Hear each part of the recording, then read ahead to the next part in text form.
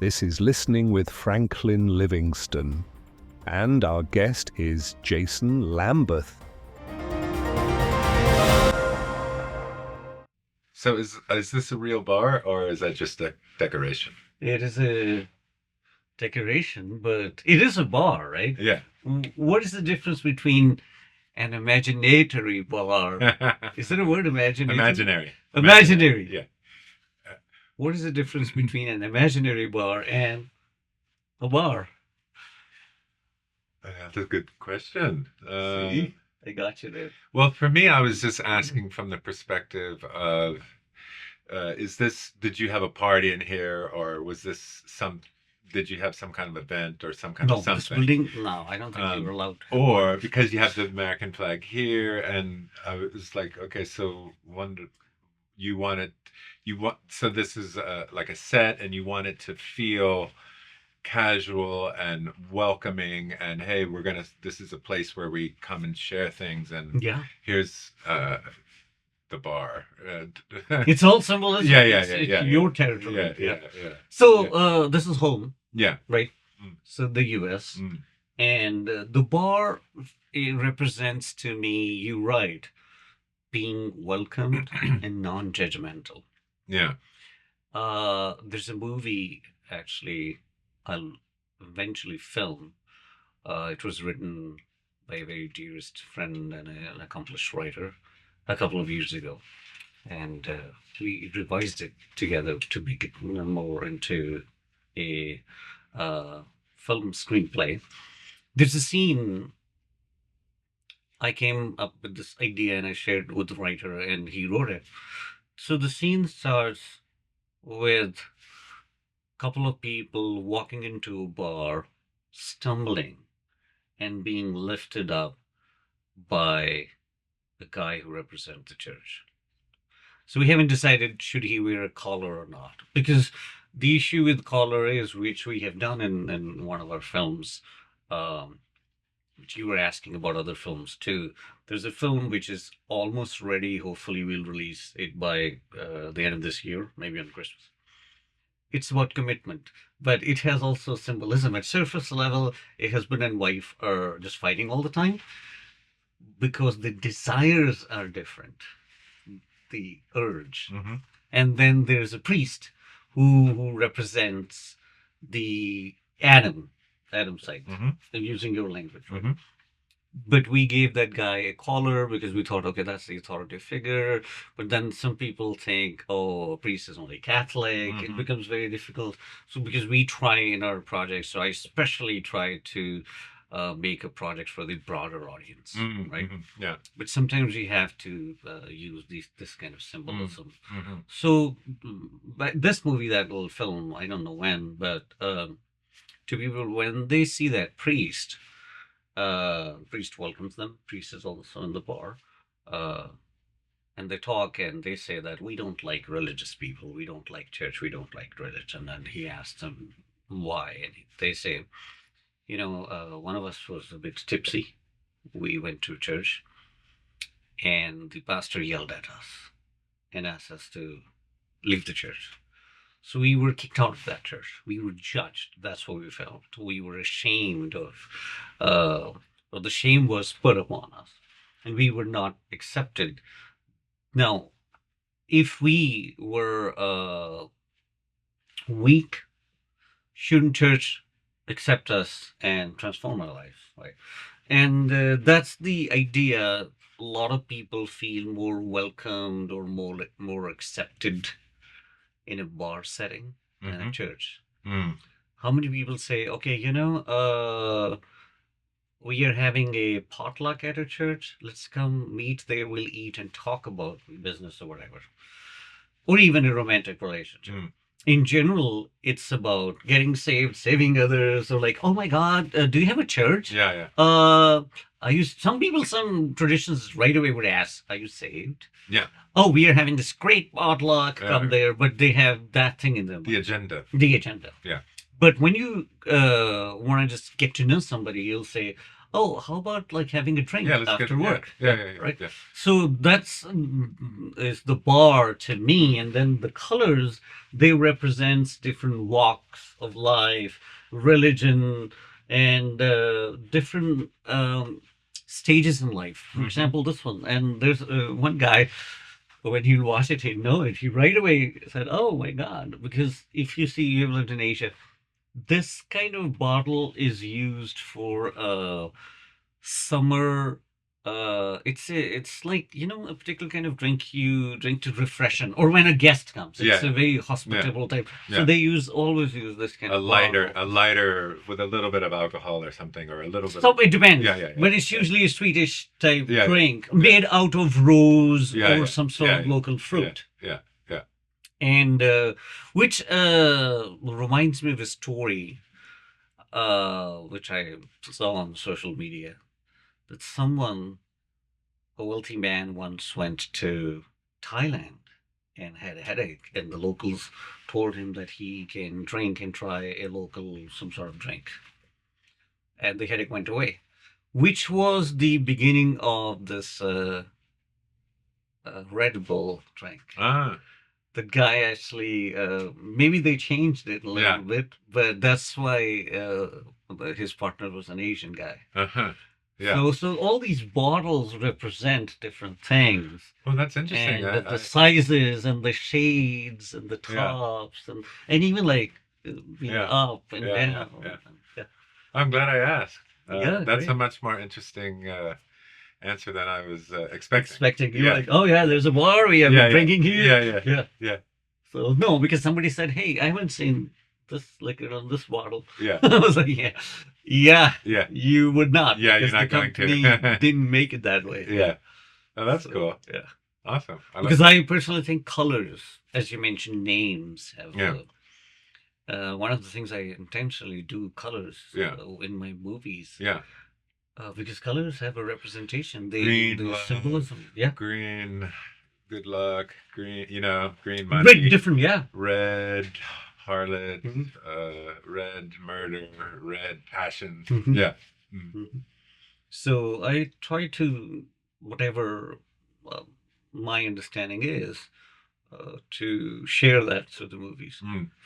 Symbolism and meanings, deeper meanings behind characters' names and the circumstances. Why two characters say they're talking in an open door cafe versus an indoor cafe. What does that mean? Right? And the same thing if somebody's wearing yellow, what does that mean? And if they're drinking a particular thing, what does that mean? Right? Things are a little different, but historically or around the world, I think, as you mentioned, this you were talking about this sculptures and art. I think there's a lot of symbolism in the world if you travel. Yeah. And it's very repetitive. It could be different, like the Goliath thing, like a giant here is symbolized different in, let's say, Bali in Indonesia. But once you kind of know, once you have the key, you can say, oh, okay, yeah, it's we're all basically in the same story. Yeah, and I think that's why, for example, you're talking about this, the movie when my character is David and then fighting with Goliath. For every person, they might have a different Goliath. Yeah. People who are watching the movie. And if somebody's watching it, say, in Indonesia, they might have a total different understanding. But then there's a theme of this leaving behind older self, embracing new, because the older self desires what? And then at the surface level, people might use the language of addiction. This movie is also about addictions or holding on to unhealthy things or whatever. So I think movie, if 100 people watch it, for everyone, for each person, it will have a different meaning. And that's what my intention is. That show symbolism and metaphors and a lot of concepts through a film that in itself is so enriching Yeah. that it can speak to a broader audience. Yeah. Yeah. I think it's kind of gets back to what we were talking about, like when you're ready for it. But like if you tell the story for only the people that are ready for it, your audience will be this big. But if you tell the story using all of these symbols, you can appeal to a much broader audience. You know, like the Santa Claus story. If I tell it from the actual meaning of it, the amount of people are going to be, there might be a dozen people there to see the film. But if you say it's about Santa Claus and you're going to get gifts, you'll have 2,000 people there. But they'll still get, like, the people that don't understand the symbolism fully, they'll still, you still get it. Like, it's, in the end, it's about making people happy and feeling good and getting, and that kind of thing. So, and then there's people like you and me that are kind of have been seeking on a deeper level, will be able to be there with the people that have a different understanding, and we'll all be able to get the same, get something out of it. And I think that's where symbolism is so powerful. It is. And I kind of used to, like, as I was kind of growing through my spiritual journey, it was like, why didn't you just tell me? Like, just tell me that, Right. Right. But that's not really how you learn. Yeah, absolutely. So I'm gonna go back. Yeah. A football player, a celeb. You were being interviewed, and you had this belief system then that it's God who has called me. I think you used the term calling. Yeah. When that accident happened, you did not remain the same star. Now, as you look back, do you think your call was maybe shifting or changing? Well, I mean, I think it's a very interesting question and something to ponder, because on one hand, it's funny because I had this conversation just last night or the night before with my daughter, and she was asking me about that, and she was saying, like, all these professional athletes, for instance, a lot of the people that I played with, they're in wheelchairs. Their health is not good.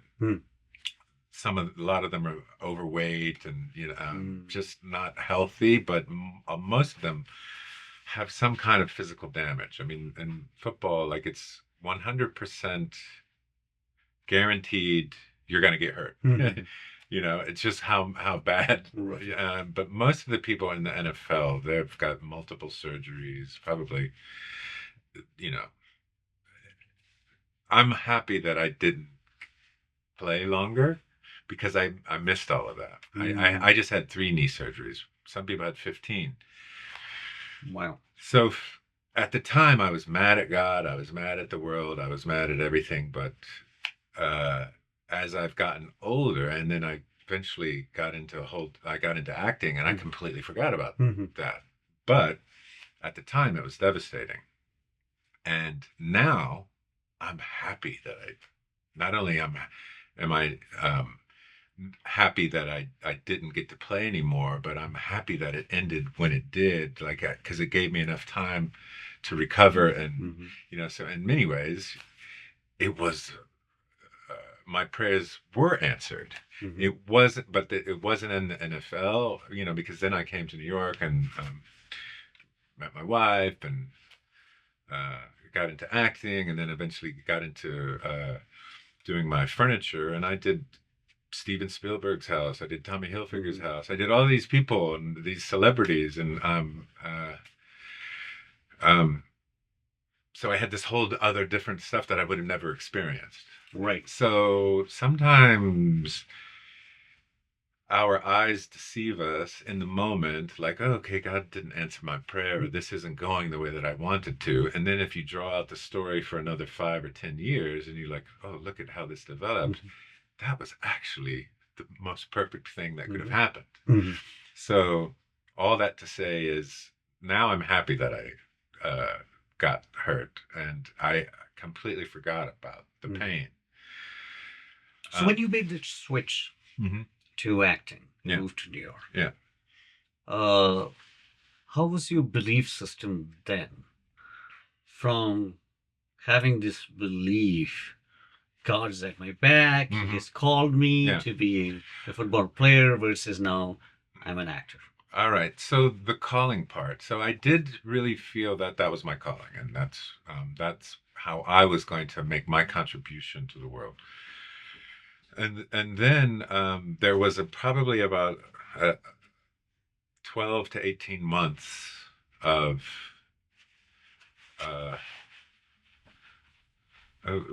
well, there was a deep depression at the very beginning, and then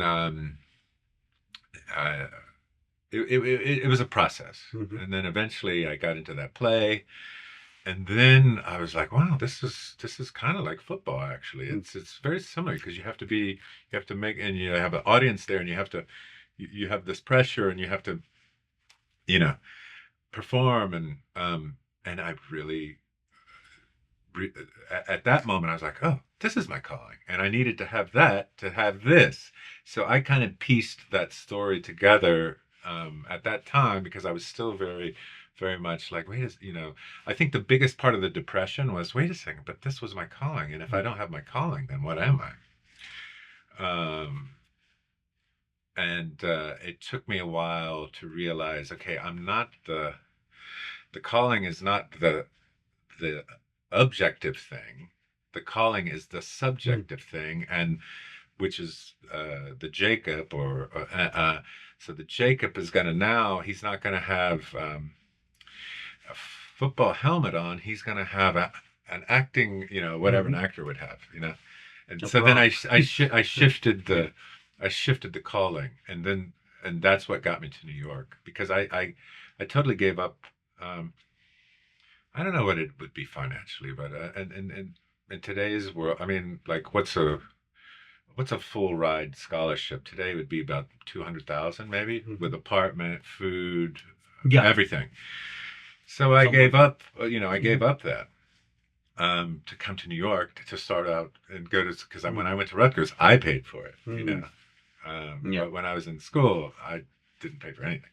So I kind of, that was part of my calling. Yeah.